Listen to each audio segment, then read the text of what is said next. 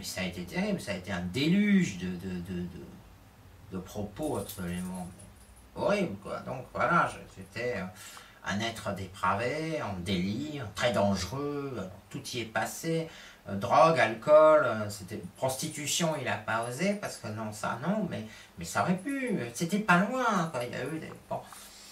Mais c'était dingue, quoi. Et à la fin, voilà ce qu'il proposait comme traitement pour moi.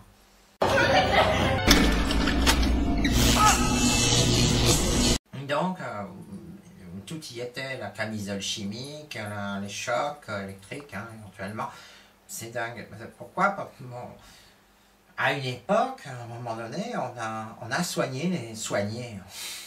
On a traité les trans de cette façon, aux USA et ailleurs et en Europe. Hein. C'est-à-dire qu'on leur donnait des drogues émétiques, hein, des trucs qui font vomir quand vous avez une émotion. Alors on les ensuquait. On les mettait légumes avec d'autres trucs, et puis on leur mettait ces drogues, leur injectait ces drogues qui font vomir, et on leur diffusait des films avec des travestis, etc. pour leur dire, vous voyez, c'est pas bien ce que vous faites. C'est très mal ce que vous faites. Alors là, bon, évidemment, c'est complètement traumatisé. Il y a eu des tas de suicides comme ça. Il y a eu des tas de transsexuels qui se sont supprimés après ces traitements vraiment hors du commun. Alors, donc, la médecine, c'est pas fait pour que les gens se suicident, c'est fait pour les aider à vivre, et à vivre bien. Donc, c'est une catastrophe, et puis bon, on a arrêté quand même.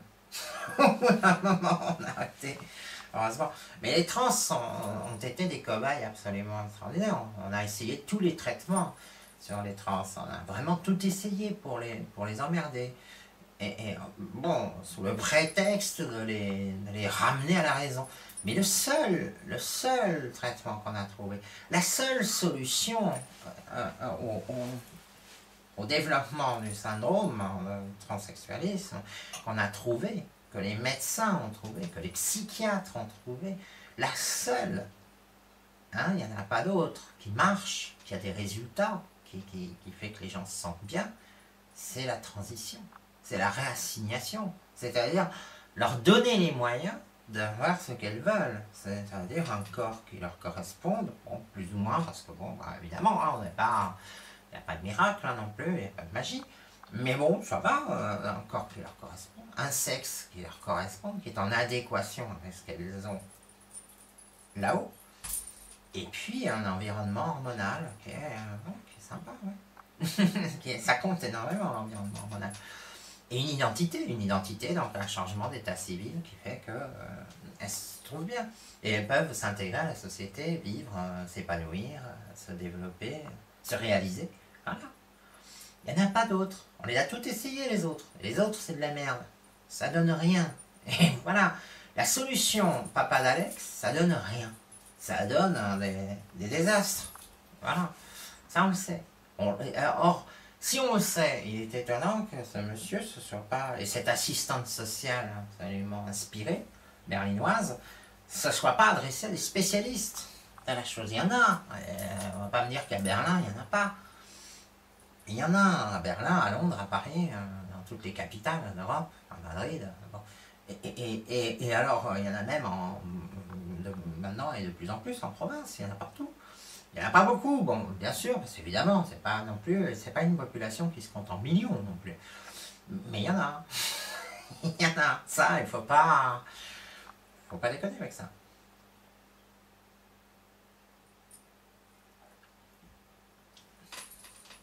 Alors évidemment, mon frère, lui, il est dans cette idée, donc, qu'il faut redresser la personne.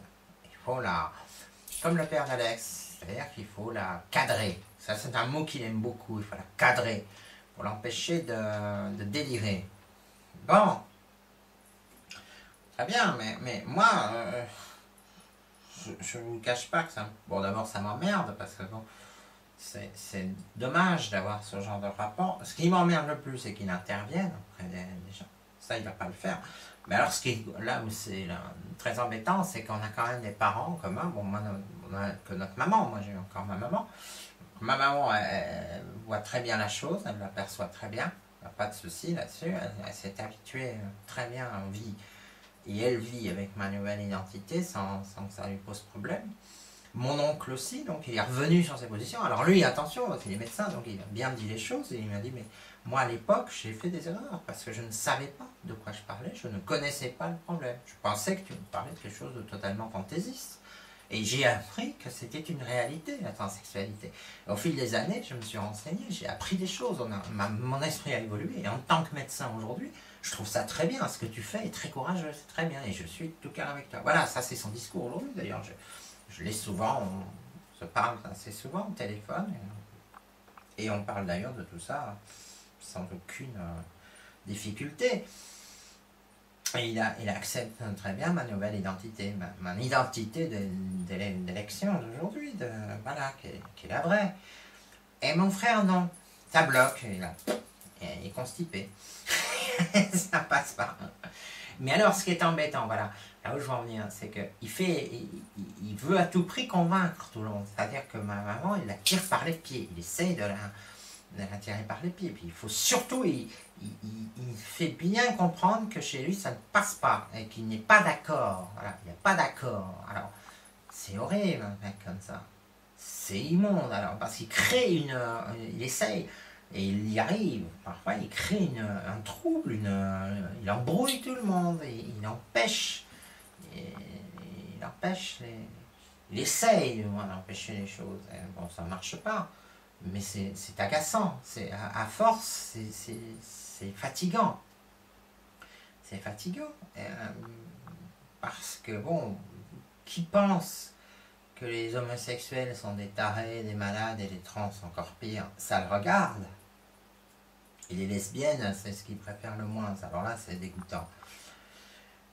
Mais rendez-vous compte qu'il n'a pas non plus à en faire une profession de foi, ni à imposer ses vues aux autres, et notamment à son entourage. On ne lui a pas demandé son avis. Il n'est pas qualifié pour donner son avis. Il le fait quand même. Voilà. Et il y en a beaucoup des comme lui. Alors, d'où lui vient ce rejet, cette phobie, mais... Moi, bon, là, c'est peut-être le cas du père d'Alex. Il y a une culture de la chose. Déjà, c'est un type qui est très misogyne, qui est dans un sexisme mais de béton depuis toujours. Bon, et moi, par exemple, quand j'étais gosse, j'avais 11 ans, c'est jeune quand même, 11 ans, il s'est chargé de mon éducation. Je ne lui avais pas demandé.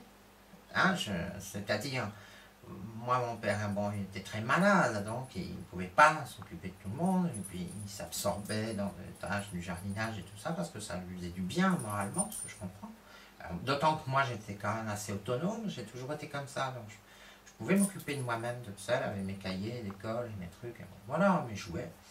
Voilà, j'attendais pas des adultes qui s'occupent de moi, je comprenais qu'ils traversaient de grandes difficultés, et je comprenais qu'il fallait que j'en mette un coup. Puis j'étais dans un univers déjà donc du coup assez fragile, assez fragilisé. Mon avenir n'était pas rose, je le savais déjà.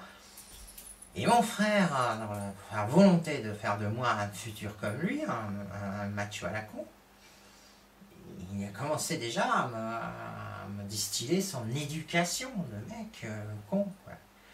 Et donc, dans cette façon de distiller cette éducation, par exemple, à 11 ans, il me montrait ses albums porno, ses romans photos à la con. Bon.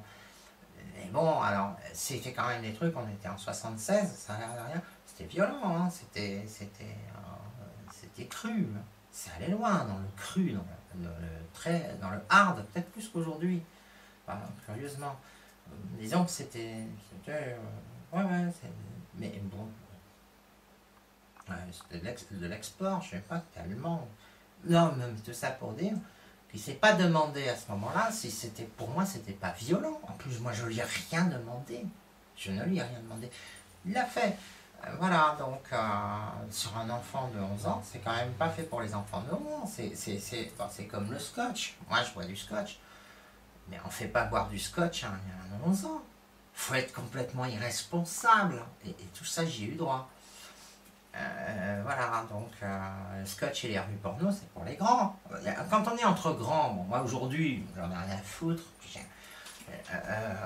En plus, j'irai jamais emmerder un mec parce qu'il regarde des films du cul, des trucs comme ça, parce que je sais que ça fait partie du système biologique du mal. Donc, Moi, j'en ai rien à foutre, mais bon, voilà, c'est leur monde. Moi, ça me... ni chaud ni froid. Voilà, bon, j'ai réussi à retrouver mes repères, à revenir sur Terre, à cadrer les choses. Mais quand on a 11 ans, non, je suis désolé. Il s'est pas posé la question de savoir si ça pouvait me perturber, rien. Voilà, parce qu'il fallait qu'il se prouve quelque chose lui-même. Et alors il a ajouté ce détail qui donne toute la dimension de la perversité de la démarche, de dire, de prendre à la fin de sa séance de feuilletage de merde, là, et surtout, tu ne diras rien. Ça, c'est quand même... Voilà, il faut rien dire. Il y a la culpabilité, le silence total sur l'acte interdit. Mais c'est lamentable. C'est lamentable. Voilà, c'est lamentable. Bon, mais ça permet en même temps de bien comprendre le fonctionnement de ce genre de bonhomme. Voilà. Et puis il part du principe, alors, parce que pourquoi ça dérange les trans? Les trans dérangent. Voilà. Ce genre d'individu en tout cas. Parce que forcément, bah, nous, il y a un truc qui nous est unique, que le restant de l'humanité n'aura pas, c'est qu'on aura connu les deux. Donc, ça, c'est un peu un tabou. Un truc qu'on n'a pas le droit, en principe, de franchir, d'atteindre. On aura connu les deux. Et que, en principe, si tout se passe bien, ben, on aura eu une vie avec une sexualité, qu'une moitié de la population mondiale imagine, s'interroge en se disant comment ça fait. Puis on aura eu une autre sexualité, qu'une autre moitié de la population mondiale imagine en se disant mais comment ça fait. Donc on a les deux. Et voilà, c'est comme ça. Or, alors chez certains, ça crée des jalousies, hein. Ça peut créer des réactions de jalousie, c'est pas juste, c'est pas normal. Voilà, on revient à la notion de droit, de mystique, de divin, ça va contre la loi divine, on n'a pas le droit. C'est comme ça, bon, c'est trop. Pour une seule personne. Et alors chez d'autres, qui sont dans un certain sexisme, hein, c'est pas bien. Hein, c'est pas bien, parce que la seule façon de faire l'amour noble, c'est de le faire comme un homme. C'est comme ça. Les femmes, c'est dégoûtant. D'ailleurs, il n'y a qu'à voir toutes les prostituées, les actrices de l'art et tout ça, c'est dégoûtant ce qu'elles font. Il n'y a qu'une femme pour faire des trucs aussi dégoûtants. C'est l'idée, hein, là, il y a plein de femmes qui ne le savent pas, mais c'est l'idée des machos à la con et des Rambo d'opérettes qui comme ça ne supportent pas qu'on transgresse ces règles et qu'on passe d'un sexe à l'autre. Mais ça va pas. Alors sacrifier cette chose absolument sacrée, alors sacrifier un truc sacré, c'est pas mal comme transgression. qui est la virilité, hein, parce que pour eux la virilité c'est le plus beau cadeau du monde. C'est un truc. Hein, alors que moi, j'en ai rien à foutre, j'en ai jamais eu rien à foutre, c'est un truc qui m'a toujours fait chier, mais je trouve ça très bien chez les autres, je leur en veux pas d'être fier et content d'être viril, tant mieux pour eux, c'est super, mais alors j'y viens après, mais sacrifier sa virilité pour devenir une femme, cet être inférieur, hein, qui fait que des cochonneries, en plus devant une caméra, hein, voilà, non. C'est pas possible, mais c'est pas possible, c'est un crime, voilà, on est des criminels.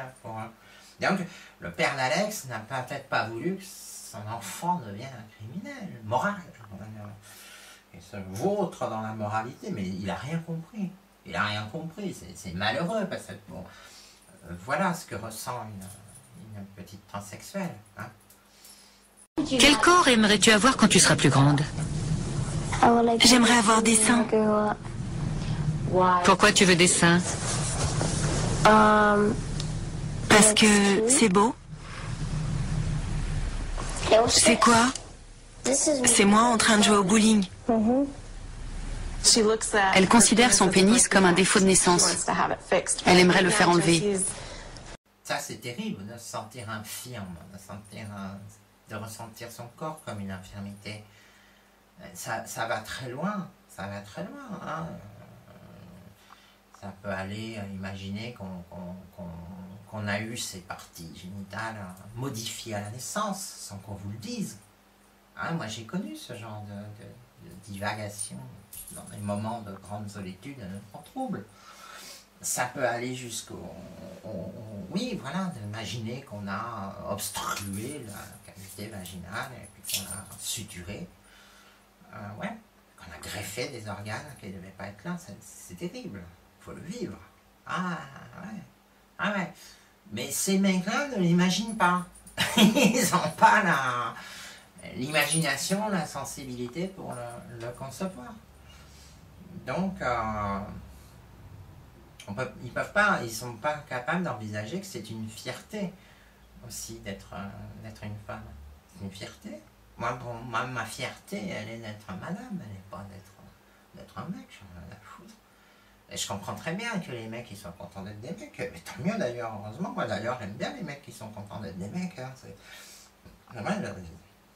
J'aime très bien. Hein. C'est vraiment... Je suis très contente quand je rencontre un homme qui a confiance en lui, qui est bien, que je vois bien dans sa peau.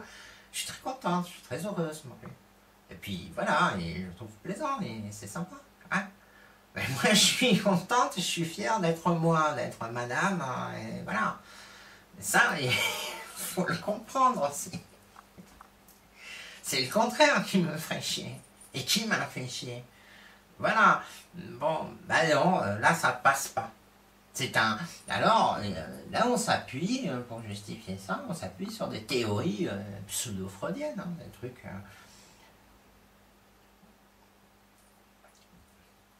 C'est un petit voyage de cauchemar à Vienne, hein, à l'époque. Alors, c'est parce qu'on n'accepte pas notre virilité, on n'accepte pas ci, on n'accepte pas ça. Alors pour les FTM, on n'accepte pas la féminité. Mais c'est pas une question d'accepter, il n'y a rien à accepter.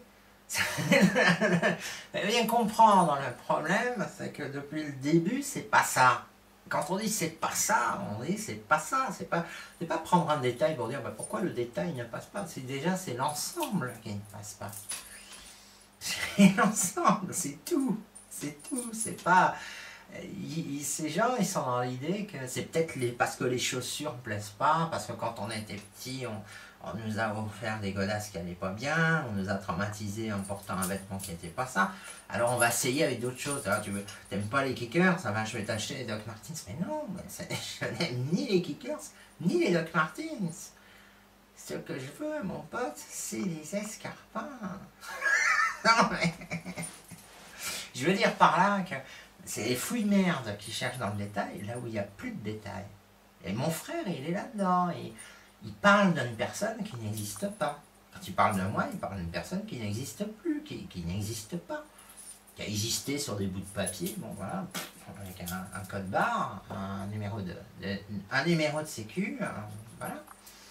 Mais qui n'est pas la vraie personne. Mais lui, il veut la faire continuer à vivre, il fait vivre un truc, un fantôme, parce que ça le rassure. L'autre, la personne, la trans, la femme, non, ça va pas, ça l'angoisse, il ne la voit pas. Là, on entre dans la transphobie. La transphobie, c'est dangereux. Et si le père d'Alex, il est dans la transphobie par rapport à Alex, c'est triste. Mais je crains que ce soit le cas. Et comme il faut qu'il trouve un bouc émissaire rêvé, c'est sa femme en disant c'est elle qui a rendu mon enfant comme ça, c'est pas lui. Voilà. Mais encore une fois, ça c'est non, ça marche pas. On fabrique pas des transsexuels, on ne les fabrique pas. Ils sont comme ça. Alors il y a un truc aussi, c'est que les seules personnes, c'est un débat dans lequel tout le monde s'empare, dans lequel tout le monde peut parler, donner un avis. Mais alors tout le monde, hein, voilà. C'est souvent d'ailleurs pour exprimer des ressentis personnels ou des trucs qui n'ont rien à voir. Mais bon, tout le monde peut donner un avis sur la transsexualité, dire voilà, c'est comme si, c'est comme ça. Mais quand on regarde bien, les seuls qui ne peuvent pas parler de leur transsexualité, c'est les trans. C'est quand même incroyable ça. Alors que ce sont elles qui connaissent mieux que personne leurs troubles. Ce sont elles qui connaissent mieux que personne ce qu'elles éprouvent, ce qu'elles ressentent. Il faut y passer par là. C'est pas évident. Mais bon, voilà, on peut s'imaginer, non, je crois pas. Moi, je dis qu'il y a un moment où les mots sont incapables de la même façon qu'ils sont incapables à donner, à retransmettre ce que peut être la souffrance hein, quand on est dans cette situation, de la même façon qu'ils sont incapables de retransmettre ce que peut être la joie quand on va mieux. Moi j'ai eu des moments de bonheur, de joie, comme je le dis aux médecins d'ailleurs, hein, parfois, pas seulement ceux qui me suivent, hein, mais d'autres, ou à des gens, des amis, comme j'en ai. La joie que j'éprouve, ou les émotions que j'éprouve en environnement hormonal adéquat, et ayant changé, je n'ai pas de mots pour la transmettre. Tellement elle est intense, elle est forte. Alors voilà. Et ça guérit tout. Alors priver une personne de ça, c'est cruel. C'est complètement con et c'est cruel. Et voilà, au nom d'une morale scientifico-mystique qui ne repose sur rien. Sur rien, c'est bidon, les arguments. Mais c'est bidon de chez bidon. Non, voilà. Et donc les transsexuels elles-mêmes sont privées de ce droit de pouvoir parler de leurs troubles. Alors il se trouve que quand on suit, quand on nous suit en protocole, en transition, on nous laisse parler. C'est la seule fois, c'est le seul moment, voilà, où enfin on va pouvoir parler. On va pouvoir aborder tous les sujets qui ont trait à la féminité, la masculinité, qu'est-ce que c'est qu'un homme, une femme, voilà, et moi qui je suis, comment ça se passe, comment je ressens les choses, qu'est-ce que j'ai envie de faire, comment j'ai envie de faire l'amour, avec qui, comment, quand. On peut dire les choses, et ça, voilà, et plus on les dit, plus on se découvre, et plus on se découvre, et plus on met aussi des mots sur les choses, sur les émotions. Bon. Alors, bon, l'idée qui est, je vous l'aurais compris, totalement débile, d'associer la transsexualité à l'homosexualité, alors en disant, bon, une espèce d'homosexualité très perverse, qui consiste à se féminiser, à abandonner toute idée de virilité, pour se faire choper par des mecs, mais c'est n'importe quoi aussi, parce que, mais vous imaginez, mais alors que justement, un homosexuel, il est fier de son corps. C'est tout le contraire. Un homosexuel, il est bien dans sa peau de mec. Je prends le cas d'un mec. Hein. Une lesbienne, de la même façon qu'une lesbienne, elle est bien en nana. Hein. Elle n'a pas envie d'être un mec. Bon, voilà. Et un FTM, non, elle a envie d'être un mec. Une lesbienne, elle n'a pas envie d'être un mec. Elle est bien en nana. Et un homosexuel, il est bien en mec. Il est content de se raser le matin, d'être un mec. Alors après, que ce soit un mec plus ou moins viril, alors là, bon, mais il y a des tas de nuances, hein, c'est comme vous voyez, l'arc-en-ciel, hein, ça fait dans la nuance. Alors évidemment, de la part d'individus qui font pas dans la nuance hein, et dans la finesse, ils peuvent pas comprendre ça. Mais voilà, bon, il y a des homosexuels qui sont assez efféminés, qui cultivent un style un peu, ouais, hein, je me moque pas, hein, mais simplement, c'est vrai que les gens, ça exaspère, stigmatise un peu ce truc. Il y en a d'autres qui sont des virils, hein, ils ne plaisantent pas, ils vous soulèvent des haltères en fonte, je sais pas combien de kilos, c'est des baraques. Et puis bon, ils n'aiment pas trop qu'on leur dise, oh bah toi t'as l'air un peu efféminé, mais là c'est la baffe hein, qui part tout de suite. Voilà. Mais c'est complètement bidon. Ils sont bien dans leur peau de mecs, ils sont attirés par des mecs. Voilà. Comment voulez-vous qu'on soit homosexuel si on veut avoir un corps de femme, séduire comme une femme, le pouvoir de séduction d'une femme, c'est ça qu'on veut. Alors quand on a ce pouvoir-là, bon, alors je dis pas avoir ce pouvoir-là d'une manière du 2000 volts, c'est pas ça la question, mais c'est pas ça.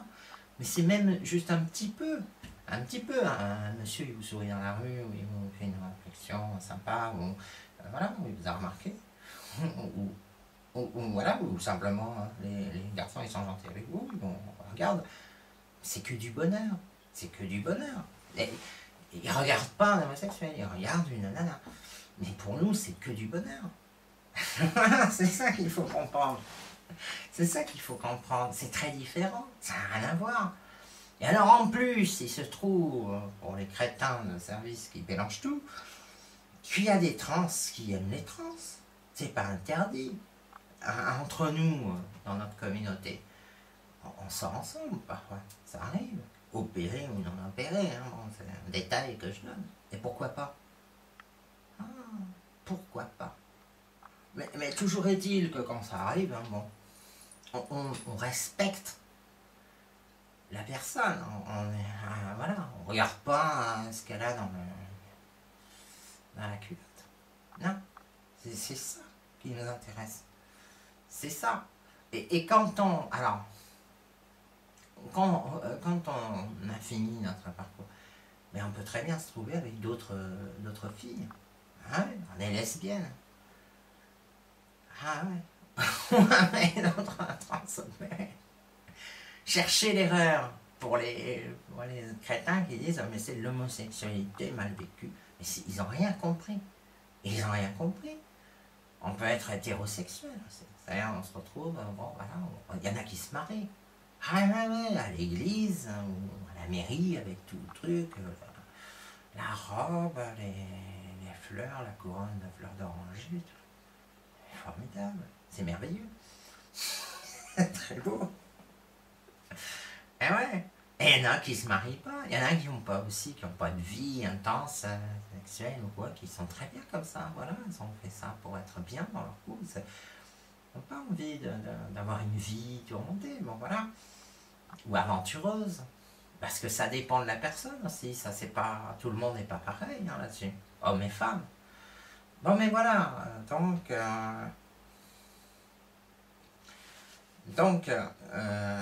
ce qui est malheureux alors dans cette histoire, que moi j'en retire, c'est qu'on se rend compte que les pétitions, tout ça n'a pas eu une grande portée, et donc là aussi on se rend compte que la voix des trans sexuelle, elle n'a pas une grande portée, qu'elle n'a pas beaucoup de poids. Ça me fait mal, parce que je me dis quand même, c'est incroyable que dans un monde où on fait des tas de foin et tout, bah nous quand on fait du foin, bah non, on n'a pas à faire du foin, on n'existe pas, on n'a pas de voix. Alors qu'on a une voix, je suis désolé, on a une voix. Alors est-ce qu'il faut la faire entendre plus fort? Moi je pense, ouais, maintenant j'en suis convaincu. On n'est pas forcément convaincu par le passé, maintenant j'en suis convaincu. Il faut la faire entendre, il faut faire du raffut, il faut faire du tapage, toujours et toujours et toujours. Et surtout, ben, pour éviter ce genre de bavure vraiment malsaine et de dérive, il faut informer, et informer, et informer, et informer sur ce que nous sommes, et nous faire connaître, et communiquer beaucoup, expliquer aux gens, expliquer. Parfois ils disent ouais j'ai compris, puis ils n'ont pas compris. On se rend compte 2 minutes après qu'ils vont dire un truc sans aucune méchanceté, hein, mais qui va vous prouver qu'ils n'ont pas forcément bien saisi toute l'étendue de la chose. Voilà. Et moi je crois aussi qu'on fait beaucoup de choses avec de l'humour et avec le sourire. La colère, ça ne sert à rien quand on se met en colère. Quand on dit les choses en colère, ça a beaucoup moins de portée. Et que je pense que nos plus belles victoires, on peut les obtenir avec de l'humour, avec le sourire, et avec voilà, du calme, sans ça. Et que pour d'autres, malheureusement, bon, ça dépend aussi des situations. Dans certains cas, il faut... alors ça, j'y viendrai dans un autre dos. Il faut se défendre. Se défendre. Voilà.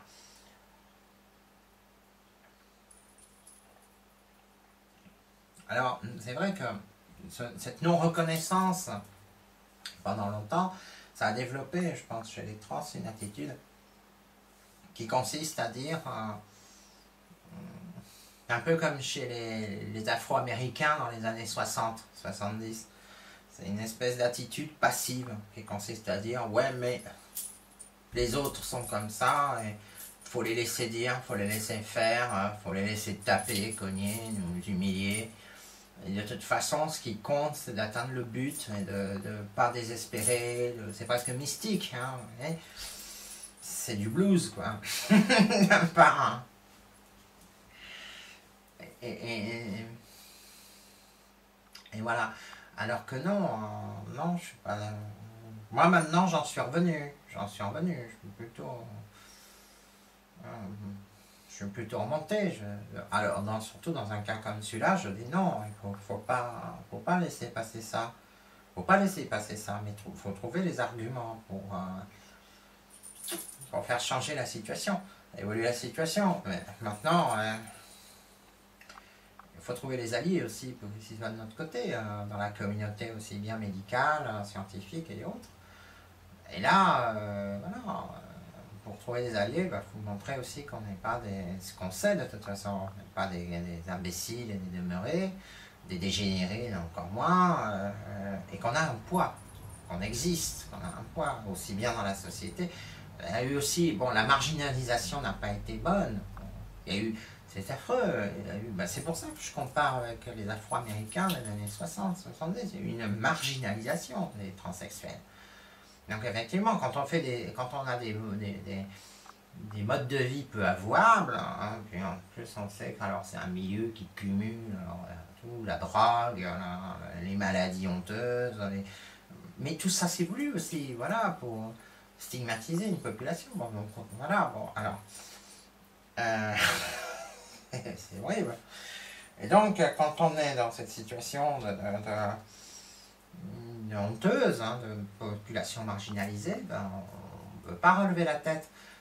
Mais aujourd'hui, c'est fini tout ça, c'est fini, on bosse, on a des emplois comme tout le monde, on fait des couples, on élève même des enfants, on s'intéresse, on participe à la vie, à la société, on ne se cache pas, on ne vit pas la nuit, c'est fini tout ça.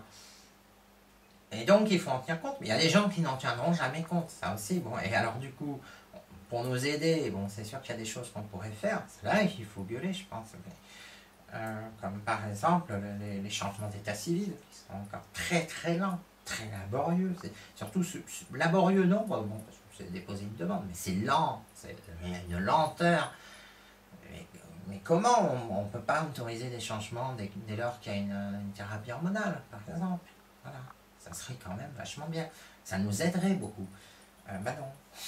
Donc, je donne un exemple. Maintenant, pour le reste, comme je dis, voilà, on verra bien ce que ça donne, cette histoire. Il ne faut pas baisser les bras, il faut continuer à essayer de tenter d'aider cette jeune Alex comme on peut. Pour information, je dirais qu'en Californie, aux États-Unis, je ne sais pas dans combien d'États des États-Unis, on traite les jeunes transsexuels de l'âge d'Alex, et même plus jeunes, déjà avec des spécialistes en psychiatrie, donc des spécialistes, des psychothérapeutes, et qu'ensuite on leur propose un traitement hormonal très tôt, et ensuite une chirurgie. Et qu'on leur permet tout à fait de vivre en fille, en garçon, à l'école, etc. Bon, voilà. En France, on ne le fait pas parce que les médecins français considèrent que ce serait mettre en danger le développement harmonieux du corps de la personne, son métabolisme, etc. Bon, ce qui est un argument, hein, pourquoi pas, hein, il y a aussi un moment, c'est pour ça que je suis en colère après mon frère, il faut bien qu'on fasse confiance aux personnes qui s'occupent de nous. On ne peut pas faire tout toute seule. De toute façon, une transition, au jour d'aujourd'hui, on ne la fait pas toute seule. À l'époque du chevalier Déon, oui, bon, on s'habillait en femme, on s'épilait, je sais pas, on se maquillait, on devenait la chevalière Déon. Ou Jeanne d'Arc, on connaît la suite. Aujourd'hui, c'est pas possible. On a des techniques qui ont évolué, on peut aller beaucoup plus loin. Donc voilà, pour aller beaucoup plus loin, il faut faire confiance aux médecins, aux personnes qui nous suivent, et puis c'est tout. Et ça ne sert à rien d'être en but et puis de dire ah ben non, mais ils se trompent, c'est des charlatans, c'est ci, c'est ça. Non, je ne suis pas d'accord. Voilà, donc... mais il faut s'adresser aux bonnes personnes. Attention, voilà. Et encore aujourd'hui, il y a beaucoup de gens, de personnes qui n'admettent pas que ça puisse exister, cette chose étrange, ce mal étrange dont nous avons souffert ou dont nous souffrons. Voilà. Il y en a, même dans la communauté médicale, il y en a encore. Il y en a moins, beaucoup moins qu'avant. Mais il y en a. La plupart des autres, la plupart des médecins aujourd'hui ont admis la chose, admettent très bien que, voilà, que nous ne sommes pas. Les transsexuels ne sont pas des gens dangereux, ils ne sont pas des schizophrènes, pas des malades, c'est pas des gens dangereux. Alors bon, évidemment, alors après, c'est vrai qu'il y en a qui cumulent les mandats, hein, ça ne veut pas dire que parce qu'on est trans, on n'a pas d'autres problèmes. Bon, mais ça, oh là là, il faudrait un autre dos pour en développer, mais je ne peux pas dire grand chose là-dessus. Voilà. Bon, ben, en espérant qu'on laissera cette petite plante qui s'appelle Alex vivre et se développer au soleil comme elle le souhaite, comme elle le mérite. Je vous dis à bientôt pour un prochain dos. Ciao.